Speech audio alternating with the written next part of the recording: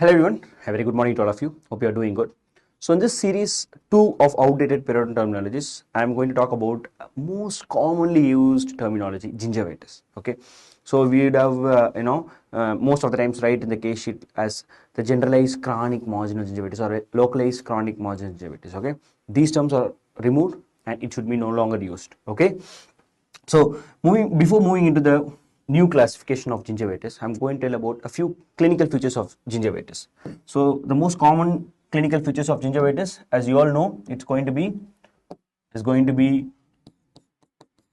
erythematous marginal gingiva interdental papilla, and then there can be blunt interdental papilla. Can able to see soft and edematous consistency, bleeding on probing will be there, stippling absent, and what should not be there is there should not be any kind of clinical attachment loss or bone loss. So the probing depth should be 2 to 3 mm. So if you are having clinical pocket of more than 3 mm or any kind of bone loss, those patients will come under periodontitis patients and not gingivitis patients. So technically speaking, there should be no attachment loss or bone loss.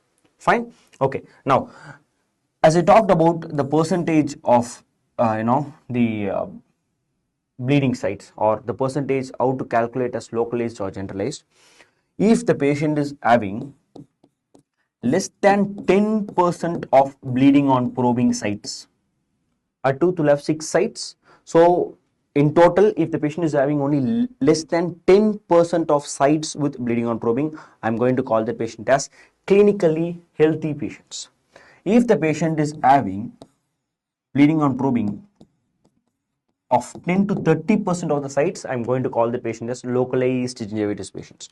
If the patient is having bleeding on probing of more than 30%, then I'm going to call the patient as generalized gingivitis.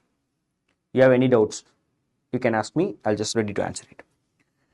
Now, the very important thing is, not all gingivitis progress to periodontitis.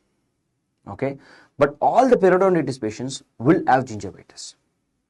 Okay, so if you have any doubts, you can post it in the comment section. Okay, I'm just ready to answer that. Now I'm going to tell you the new classification system which you are going to practice or which you should practice in the upcoming years. Okay, the new classification system is, they have renamed those terminologies into biofilm induced, dental biofilm induced gingivitis and non-biofilm induced gingivitis. Okay, so biofilm induced gingivitis, as the name suggests, the gingivitis is going to be predominantly caused by plaque formation. Fine. Apart from the plaque formation, if the patient is having certain systemic conditions, certain systemic factors, say for example, patient comes to you with diabetes, patient comes to you with pregnancy, especially second, third trimester, patient comes to you with puberty. These patients, because of certain hormonal imbalance, say for example, increase in pregnancy patients, there can be increased progesterone, estrogen, which leads to increased vascular permeability. In diabetes patients, there's going to be decreased neutrophil chemotaxis. So these few minor factors, what it is going to do is, it is going to exaggerate. Even if the patient is having very little amount of plaque, it is going to exaggerate the situation and it is going to cause increased inflammation.